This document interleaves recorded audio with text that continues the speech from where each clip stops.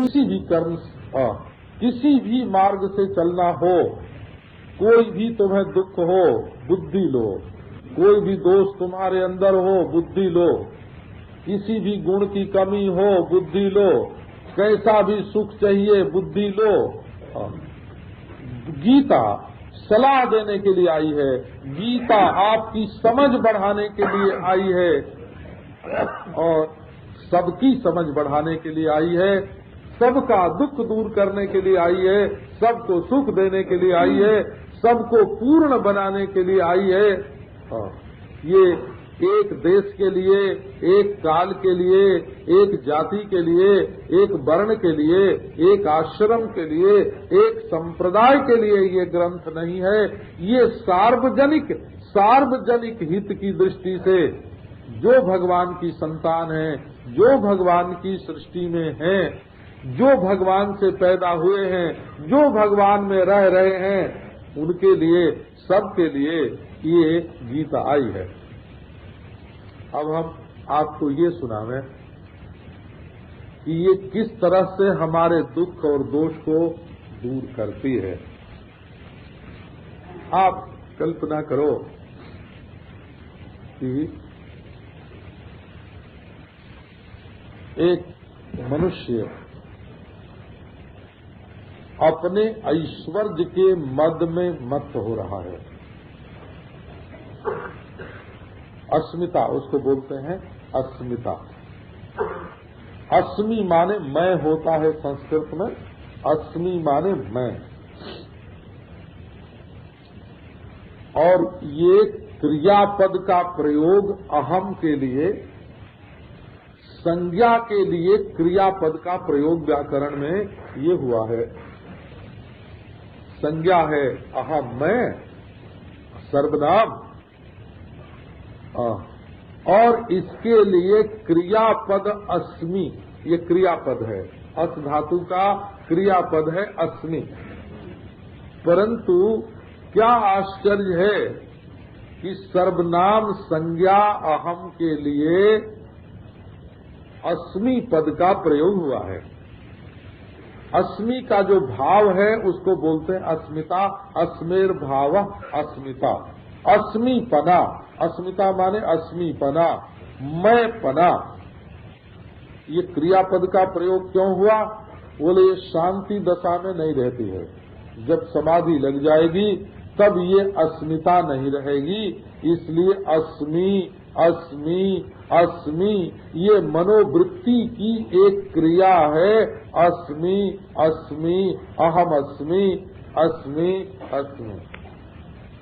इसी अस्मि को ब्रह्मास्मि जोड़ करके अहम जीवः नास्मि, अहम परिच्छिन्न नास्मि, अहम ब्रह्मास्मि, इस अस्मिता को काटते हैं। उपनिषद जो हैं वो इसको काट देते हैं। अब ये देखो मैं पना, बोले क्या मैं पना का? अहम विद्वान, विद्वान अस्मि, मैं विद्वान हूँ, मैं धनी हूँ, मैं शासक हूँ, मैं प्रधानमंत्री हूँ, मैं राष्ट्रपति हूँ। ये जो अपने साथ कोई विशेषण जोड़ करके और फिर उसका अभिमान धारण करके बैठते हैं, मैं भी कुछ हूँ, ये क्रियापद का प्रयोग ही इसलिए करते हैं। अहम जो है वो तो जिस समय अस्मि नहीं होती है उस समय भी होता है। अविद्या दशा में भी बीज रूप से अहम रहता है, लेकिन अस्मिता जो है वो विशेषण जन्य है। विशेषण जन्य है का क्या अर्थ है? अहम विद्वान, अहम धनी, अहम जोगी, अहम सिद्धा। गीता के 16वें अध्याय में जो पढ़ते हैं ना, आढ्यो विजनवान अस्मि कोन्योस्ति सदृशो, कोन्योस्ति सदृशो मया, वहाँ अस्मिता है। तो ये अस्मिता अपने जीवन में कैसे मिटती है? मनुष्य का घमंड कैसे दूर हो? ये जानबूझ करके मैंने बिना क्रम के अस्मिता को लिया। ये अस्मिता कैसे दूर हो? बोले इसके लिए अपने से बड़े ईश्वर का ख्याल करो। तुम बहुत बड़े हो, माना तुम्हारे पास राज्य है, माना तुम्हारे पास ज्ञान है, माना तुम्हारे पास तपस्या है, मान लिया, तुम्हारे पास वैराग्य है, ये भी मान लिया, तुम्हारी सेना बड़ी है और तुम्हें वोट देने वाले बहुत हैं, ये बात मान ली, तुम बहुत बड़े हो। परंतु तुमसे भी बड़ा कोई है कि नहीं है? तो जो सबसे बड़ा है उसका जब ध्यान करोगे, देखो ये तुम्हारी बुद्धि का शोधन हो रहा, तुम्हारे अंतःकरण का संस्कार हो रहा। क्या संस्कार हो रहा? कि तुम बड़प्पन के अभिमान में अपने मन को मैला करके बैठे हो। बड़प्पन का अभिमान मन को मैला करता है। क्यों? तो उसमें दूसरों के प्रति तुच्छता की बुद्धि होती है। जब दूसरों के प्रति तुच्छता की बुद्धि होती है तो तुम्हारी बुद्धि में एक तुच्छ आ गया है? तुम हो तो समझ लो कि एक आदमी बिल्ली की तरह है, परंतु उसकी नजर कहाँ है? चूहे पर। एक आदमी सांप की तरह है, पर उसकी नजर कहाँ है? तो मेढक पर। सांप मेढक खाना चाहता है, बिल्ली चूहा खाना चाहती है। इसी प्रकार एक बड़ा आदमी है, वो क्या चाहता है? कब वो विद्वान है तो अपने से छोटे पंडित को पराजित करना चाहता है।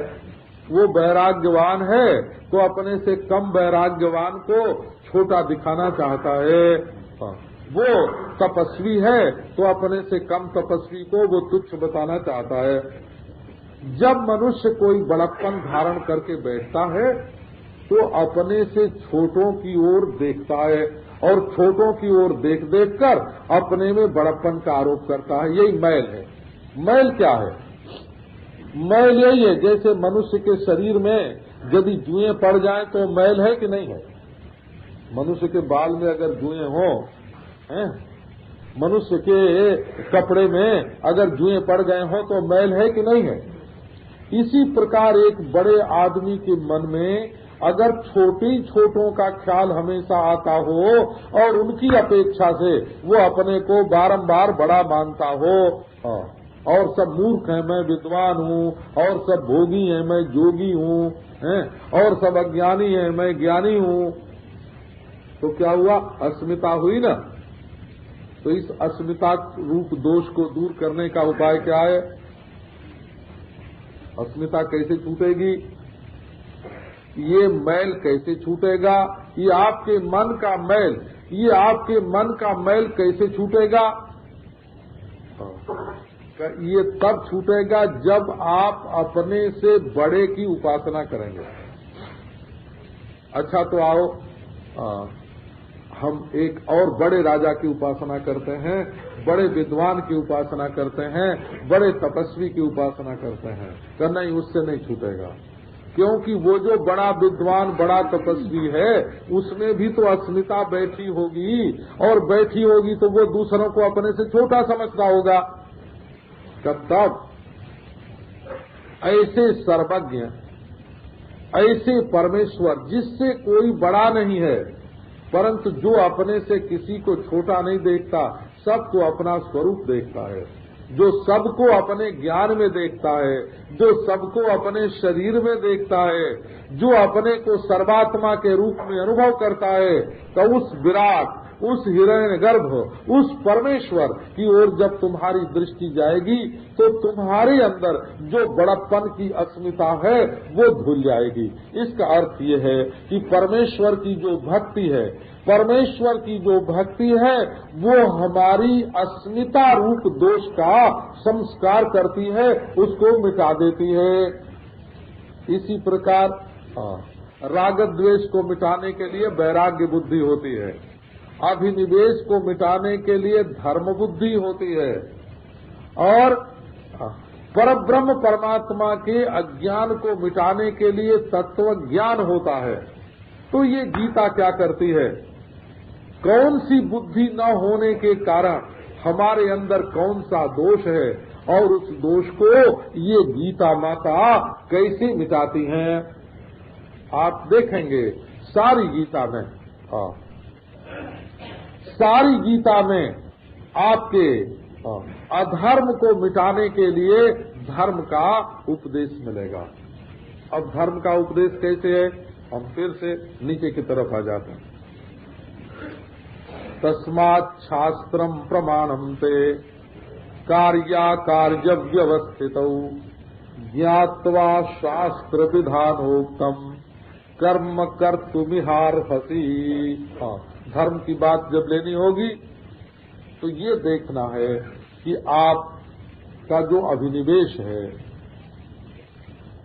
आप अपने को शरीर समझते हैं, तो ये शरीर आपको कहाँ मिला है, कैसे मिला है, और इससे आप कहाँ जाना चाहते हैं। आपके शरीर की गति उच्छृंखल है कि मर्यादा में है, इस बात पर आपको विचार करना पड़ेगा। हम मनमुखी लोगों को जानते हैं, उनके मन में जो आता है, अरे भाई पांव रखते समय भी विचार होना चाहिए कि इससे कोई कीड़ा तो नहीं मर रहा है। बोलते समय विचार होना चाहिए कि हम जो बोल रहे हैं उससे किसी को तकलीफ तो नहीं होती है। धर्म क्या है, तो एक तपस्या है। धर्म क्या है, एक तपस्या है। जो अपने जीवन को जानबूझकर थोड़ा कष्ट देकर साधना चाहता है, उसके जीवन में धर्म आता है। धर्म तब आता है जब आप ये ध्यान देंगे कि आपका जीवन यही सब कुछ नहीं है। इसके पहले भी एक जीवन था और बाद में भी एक जीवन होगा।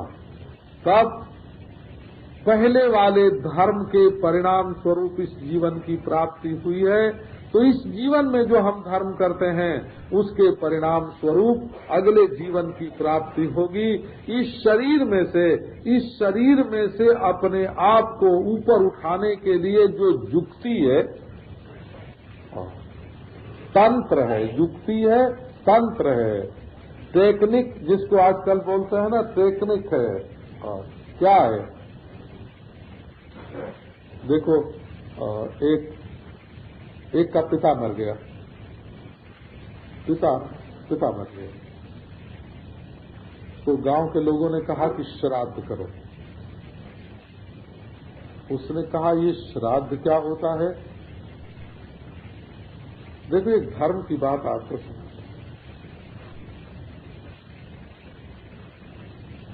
तो उन्होंने कहा कि श्राद्ध पिता के लिए होता है। बोले अब पिता कहाँ रहे, वो तो मर गए।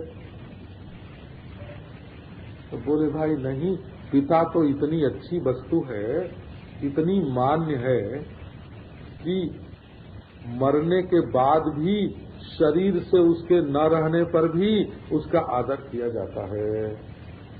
देखो क्या हुआ, पिता के प्रति आदर का भाव पिता के मरने के बाद भी मन में भरा गया। बोले ये श्राद्ध किसके लिए किया जा रहा है, कब पिता के लिए। तो मरने के बाद जीवन रहता है उसके लिए श्राद्ध है। तो देखो वो बेचारा पढ़ा लिखा नहीं, वो वेद नहीं जानता, शास्त्र नहीं जानता। उसने यद्यपि कब्र पर दिया मुसलमान लोग भी जलाते हैं, ईसाई लोग भी दिया जलाते हैं और फूल चढ़ाते हैं, ये तो आप जानते ही। और सारी दुनिया को जो लोग एक तहासे में ही धड़ल्ले से मूर्ख कह दें, तो मालूम होता है कि उनके भीतर मूर्खता का कोई खजाना है और वहां से वो मूर्खता शब्द निकलता है। ईसाई दुनिया में सबसे ज्यादा है वो मूर्ख हैं, मरे पर कब्र चढ़ाते हैं, तो मरे की कब्र पर दिया जलाते हैं। मुसलमान मूर्ख हैं, हिंदू मूर्ख हैं। ये कोई दिया जलाने के घी से, बत्ती के खर्च से बचने के लिए और अपने परिश्रम से बचने के लिए ये कोई आलसी शिरोमणि पैदा हुए हैं। तो देखो उसका अब प्रभाव देखो, उसका अर्थ ये होता है कि शरीर न रहने पर भी आत्मा रहता है। ये बिना दर्शन शास्त्र पढ़े, न्याय वैशेषिक का विचार किए बिना ये बात बालक की बुद्धि में आवेगी कि मरने के बाद भी आत्मा है। तो आत्मा क्या है, ये जिज्ञासा उसके चित्त में उठेगी। ब्रह्मज्ञान पर्यंत ये धर्म आपको ले जा सकता है, ब्रह्मज्ञान पर्यंत ये धर्म आपको ले जा सकता है। तो धर्म जो है वो देह की सीमा में जो मैं को बांध लिया गया है, वहां से अनजान को भी निकालता है और जानकार को भी निकालता है। ये धर्म की ये महिमा है कि वो इस देह के बंधन में से जो हम बांध गए हैं कि ये देह ही मैं है, वहां से निकालता है, वहां से निकालता है धर्म। गीता में जो धर्म है उसको भी आप देखो, अर्जुन के मन में पहले ये चिंता आई कि पतंति पितरो ये शाम लुप्त पिंडोदक क्रिया। अर्जुन के मन में ये पहले चिंता आई। तो कहो कि भगवान को मरने के बाद आत्मा का अस्तित्व मान्य है कि नहीं? हतो वा प्राप्स्यसि स्वर्गम जित्वा वा भोक्ष्यसे महिम तस्मादुत्तिष्ठ कौन्तेय युद्धाय कृत निश्चयः। धर्म का निश्चय करोगे तो हतो वा प्राप्स्यसि स्वर्गम, मरने के बाद स्वर्ग मिलेगा।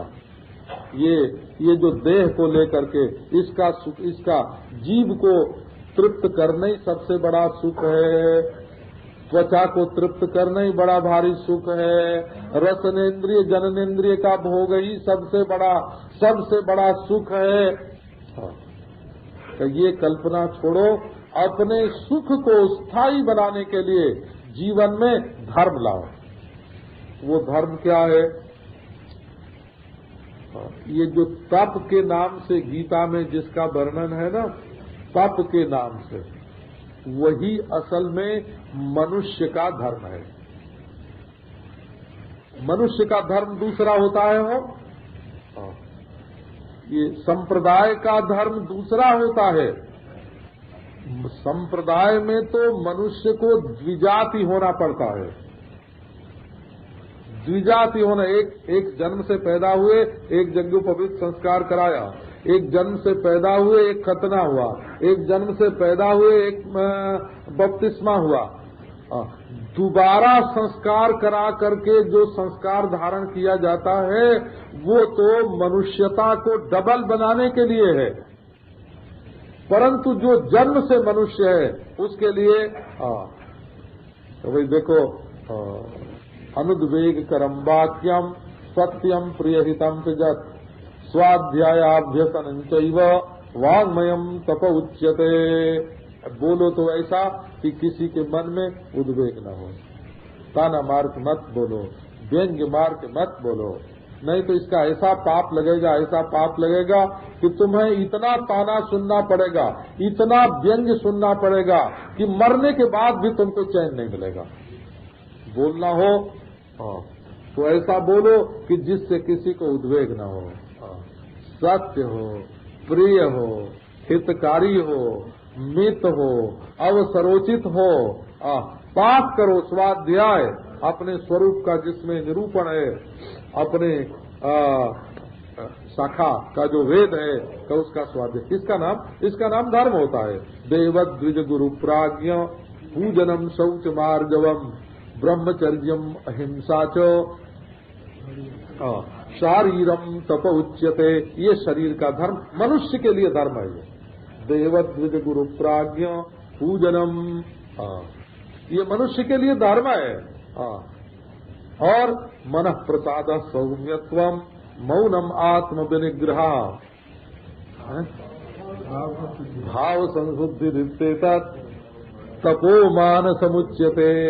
असल में धर्म माने अपने को रोकना, और इस रोकने में अपने को होती है थोड़ी तकलीफ, उस तकलीफ को सहना।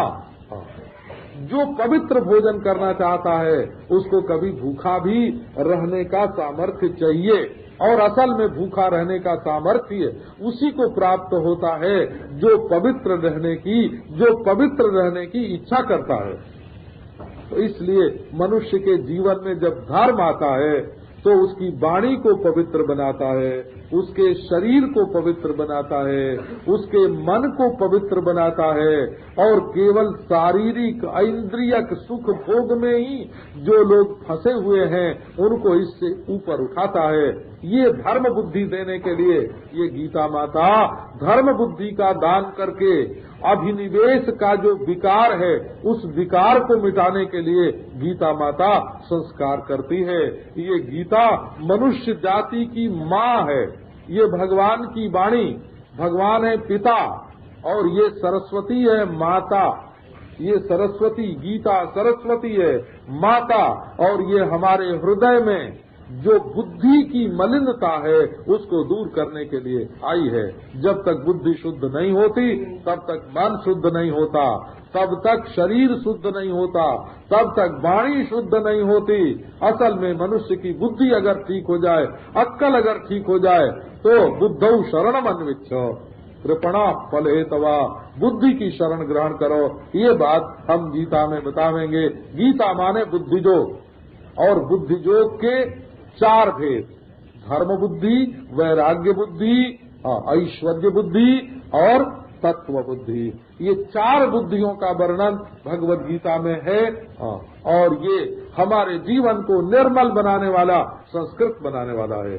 ओम शांति शांति।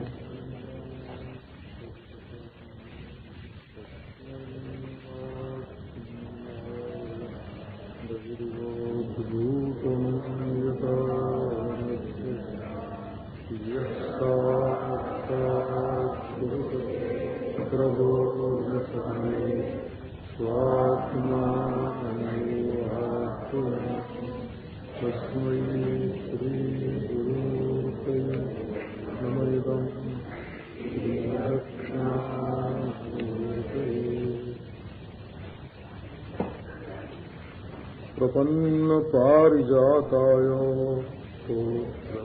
त्रैकपाणये ज्ञानमुद्राय कृष्णाय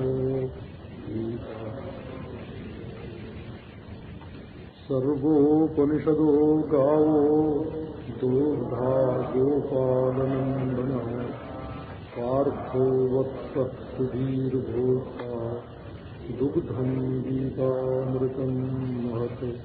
गीता सुगीता कर्तव्या किमन्यै शास्त्रविस्तरैः स्वयं मुखपद्माद्भिनिस्सृता। ओम शांति शांति शांति।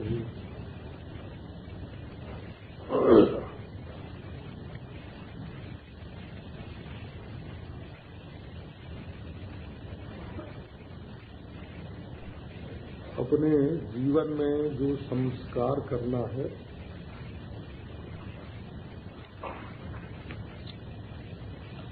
संस्कार करना है माने इसको संवारना है। संस्कार शब्द का ठीक ठीक अर्थ हिंदी में संवारना शब्द से प्रकट होता है। संस्कार करना माने संवार देना। कोई पौधा हो तो बेडौल हो तो उसमें छटाई भी कर देते हैं।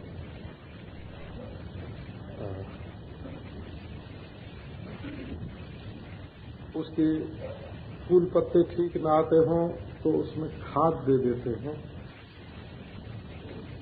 उसके फल स्वादु न होते हों तो फल का स्वाद ठीक हो जाए इसके लिए प्रयास करते हैं। तो किसी भी वस्तु को संवारने का नाम संस्कार होता है।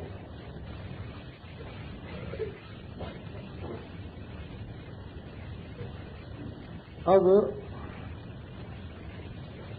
संस्कार जो हमें करना है वो सामान्य रूप से लोग समझते हैं कि घर का संस्कार करना है, झाड़ू लगाना है, उसकी सफाई करवाना है, ये घर का संस्कार होता है। तो शरीर का संस्कार करना है, इसमें साबुन लगाना है, इसको किसी तरह से चिकना बनाना है, बालों का संस्कार करना है। तो ये हमारे जितने शास्त्र हैं, जिनमें गीता शास्त्र भी सम्मिलित है, ये सब हमारे जीवन का संस्कार करने के लिए है। यहाँ तक कि उपनिषद भी अविद्या निवृत्ति के द्वारा हमारे ज्ञान का संस्कार ही करता है। तो वहाँ संस्कार में गुणाधान नहीं होता, केवल दोषापनयन होता है। अविद्या रूप जो दोष है उसकी निवृत्ति ही ज्ञान की शुद्धता है। ज्ञान में से अज्ञान निकल जाना, यही उसकी शुद्धि है। तो ये जो संस्कार है वो वेदांती लोग इस बात पर जोर देते हैं कि केवल ज्ञान का संस्कार कर लिया जाए। योगी लोग इस बात पर ज्यादा जोर देते हैं कि केवल विक्षेप को मिटा दिया जाए। उपासक लोग इस बात पर ज्यादा बल देते हैं कि वासनाएं मिटा दी जाएं। धार्मिक लोग इस बात पर ज्यादा बल देते हैं कि हमारे जीवन में जो दुष्चरित्र है सो मिटा दिया जाए। तो अब साधन क्रम का यदि आपको निश्चय करना हो तो क्रम साधन का वो होता है जो नीचे से ऊपर की ओर ले जाता है। द्रव्य शुद्धि, भोग शुद्धि, क्रिया शुद्धि, वाक शुद्धि। हमारे घर में जो धन आवे सो शुद्ध हो। हम जो अपनी इंद्रियों के द्वारा भोग करें वो शुद्ध हो। हम जो कर्म करें वो शुद्ध हो और हम जो बोलें वो भी शुद्ध हो। ये संस्कार की प्रक्रिया आपके जीवन में सबसे पहले स्थूल रूप से आती है। अब आपको धर्म का निश्चय करने के लिए विज्ञान का स्वरूप बताता हूं।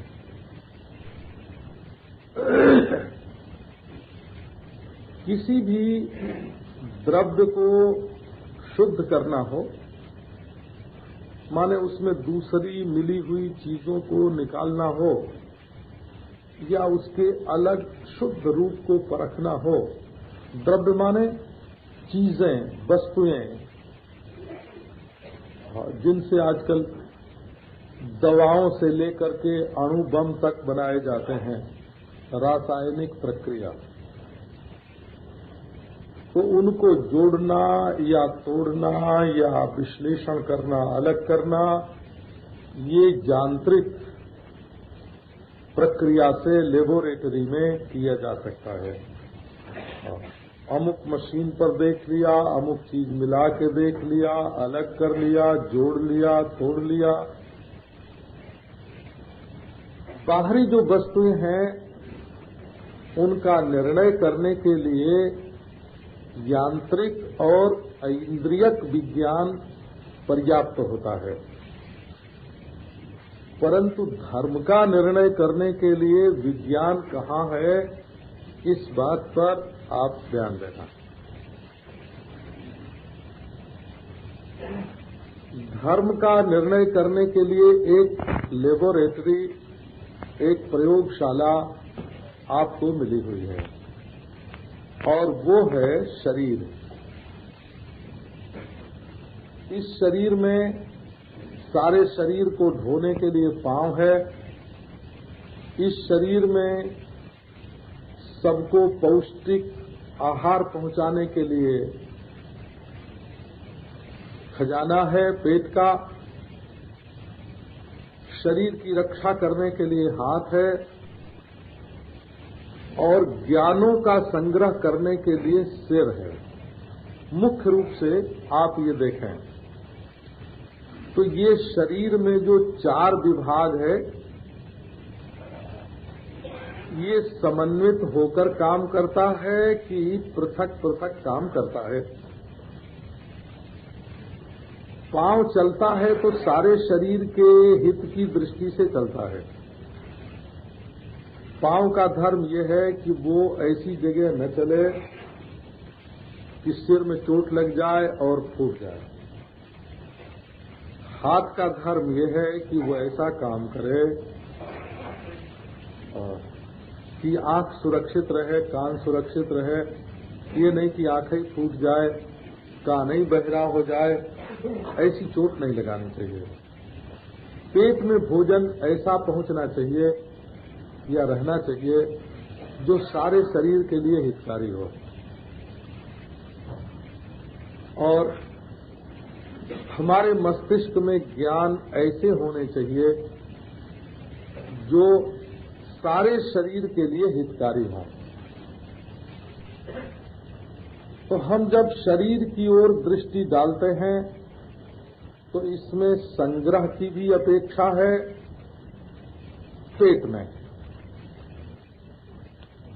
चलने की भी अपेक्षा है पांव में, इसमें काम करने की भी जरूरत है हाथ में, इसमें बाह्य ज्ञानों के संग्रह करने की भी जरूरत है, कुछ कान के द्वारा, कुछ आंख के द्वारा, कुछ नाक के द्वारा, कुछ जिह्वा के द्वारा, कुछ त्वचा के द्वारा।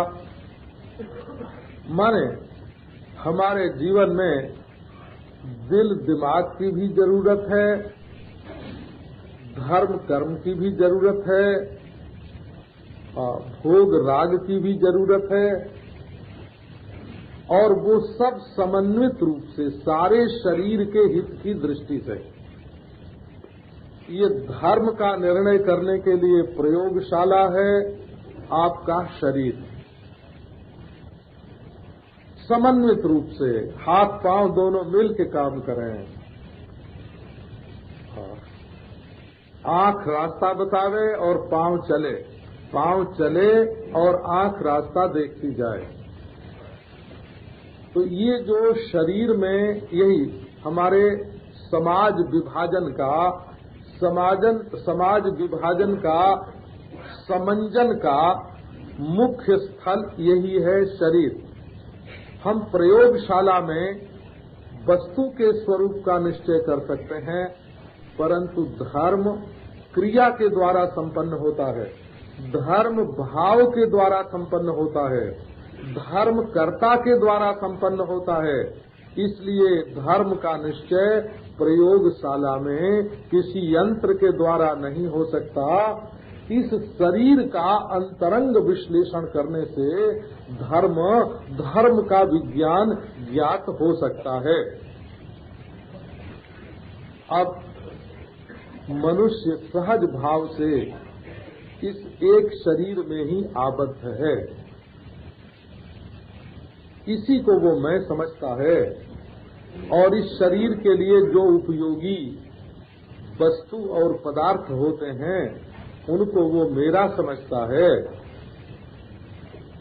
अपने व्यक्तित्व को ही वो महान और उसके लिए उपयोगी वस्तुओं को ही मूल्यवान समझने का प्रयास करता है। अब धर्म की आवश्यकता देखो, ठीक इस शरीर के दृष्टिकोण से ही हमारा समाज का दृष्टिकोण बदल जाए। विश्व, हम केवल शरीर की दृष्टि से धर्मानुष्ठान न करें, बल्कि विश्व के साथ समन्वित हो करके हम धर्मानुष्ठान करें। ये धर्म हमको परिच्छिन्न व्यक्तित्व और परिच्छिन्न ममत्व से ऊपर उठ करके सारे विश्व के कल्याण के साथ जोड़ता है। इसलिए हमारे जीवन में धर्म की अपेक्षा है। हम ऐसी जगह न जाएं जिससे औरों की, समाज की हानि होती हो। हम ऐसा काम न करें जिससे औरों की हानि होती हो। ऐसी जगह जाएं और ऐसा काम करें जिससे सबका भला होता हो। जैसे हम हाथ पांव के द्वारा अपने शरीर के लिए उपयोगी काम करते हैं, वैसे हम अपने जीवन के द्वारा सबके लिए उपयोगी काम करें, तब वो धर्म होता है। माने सहज भाव से जो हमारे शरीर में अभिव्यक्ति हुई है, उसको विश्व के लिए उपयोगी बनाने में धर्म का हाथ होता है। तो आप देखो, इसको भी जहाँ हम अत्यंत संकीर्ण बना देते हैं, एक परिवार के लिए हमारा परिवार हमारा अंग है नहीं, तो एक संप्रदाय हमारा अंग है का नहीं, का एक जाति हमारा अंग है का नहीं, एक प्रांत हमारा अंग है का नहीं, एक राष्ट्र हमारा अंग है का नहीं। संपूर्ण विश्व ही सप्तांगा। आपका स्वरूप क्या है कि आपके 7 अंग हैं। आपके ये हाथ पांव तो शरीर में हैं, और मिट्टी, पानी, आग, हवा, आकाश, सूरज, चंद्रमा, ये असल में आपके अंग हैं।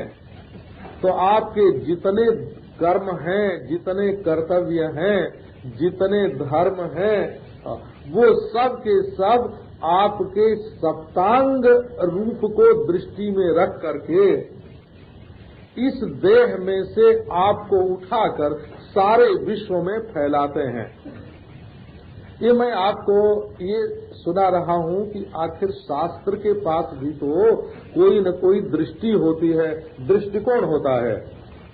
तो शास्त्र के पास भी ये वैज्ञानिक दृष्टिकोण है कि जैसे जन्म से सहज भाव से आप इस देह को मैं समझते हैं और देह के संबंधियों के कल्याण के लिए काम करते हैं, वैसे ये समग्र विश्व सृष्टि आपका शरीर है और इसके कल्याण की दृष्टि से आपका कर्म होने लगे, तब उसका नाम धर्म हो जाता है।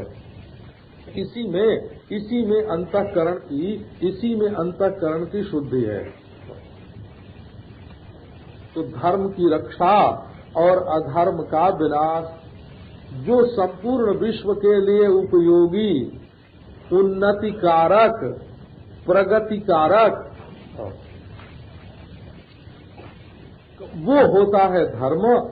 और जो संपूर्ण विश्व सृष्टि के लिए अधोगति कारक, अवनति कारक, दुखदायी, अव्यवस्था फैलाने वाला, उच्छृंखल बनाने वाला, उसका नाम अधर्म होता है। तो अब इसी धर्माधर्म के निर्णय के लिए जो हमारा दृष्टिकोण है, उसकी प्रयोगशाला है शरीर, और इसकी दृष्टि से समग्र विश्व के साथ तादात्म्य करा देना, ये धर्म का काम है। गीता में जहाँ जहाँ आप धर्म का वर्णन पाएंगे, स्वधर्मे निधनम श्रेयः परधर्मो भयावहः धर्म्यादि युद्धात् श्रेयोन्यत् क्षत्रियस्य न विद्यते। तो अपने अपने धर्म में निष्ठा का जो उपदेश आता है, ये अपने अपने धर्म में जो निष्ठा का उपदेश है, वो यही है कि इसमें आप बहुत परिवर्तन की चेष्टा मत कीजिए। जो सामग्री आपको प्राप्त है ईश्वर की ओर से, उसका सदुपयोग कीजिए। ना विरतो दुश्चरितात्, ना शांतो, ना समाहिता। आप देखो धर्म का निर्णय गीता में कैसे करोगे। गीता का कहना है कि तुम्हारे जीवन चर्या का प्रेरक कौन है। आप लोग गीता पढ़ते हैं, इसलिए आपके ध्यान में ये बात बहुत जल्दी आ जाएगी। आपके पांव को एक जगह से दूसरी जगह ले जाने वाला, आपके हाथ से काम कराने वाला, आपके मुंह से बुलवाने वाला, आखिर कौन है? आपकी दृष्टि इस संबंध में कहां तक जाती है? क्या आपका मालिक, आपका प्रेरक, आपको आज्ञा देने वाला काम, क्रोध, लोभ है? हम नहीं कह सकते, परंतु ईश्वर की दी हुई बुद्धि के द्वारा, आप अपनी स्वतः प्राप्त बुद्धि के द्वारा इस बात पर विचार कर सकते हैं कि आप जो अपने जीवन में प्रवृत्तियां कर रहे हैं वो किसके लिए और किसके द्वारा प्रेरित होकर।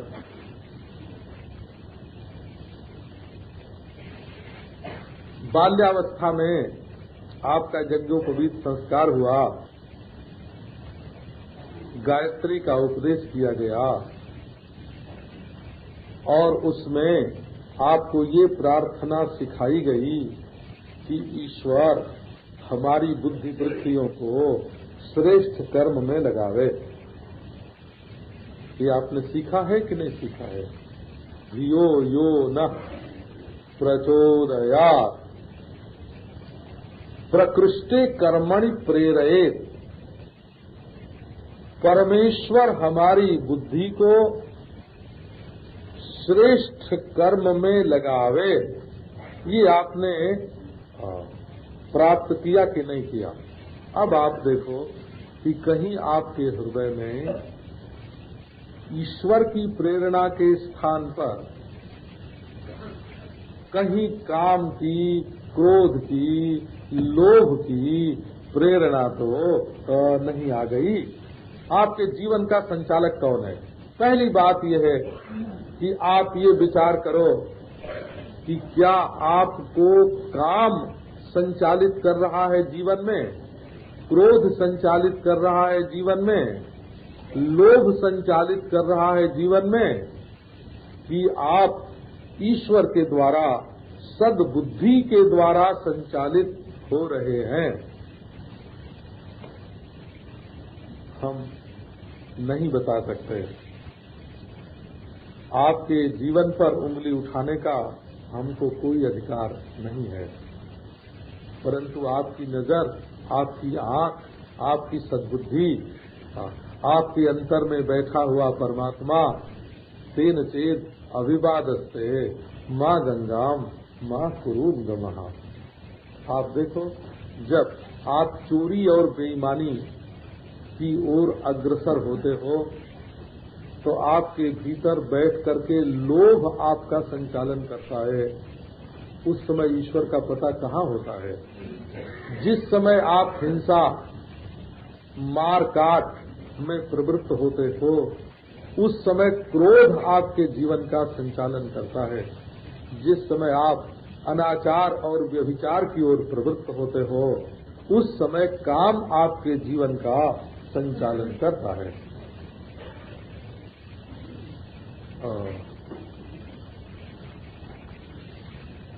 हम उच्छृंखल मनोविज्ञान की बात नहीं करते,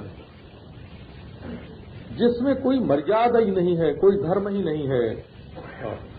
हमारे जाने हुए एक पुरुष हैं, उनको अपनी पत्नी पसंद नहीं थी, तो दिमाग गर्म हो गया उनका, रात को नींद नहीं आती थी। तो एक डॉक्टर के पास गए। आप तो भरी सभा में मैं ये बात सुनाता हूँ। एक डॉक्टर के पास गए,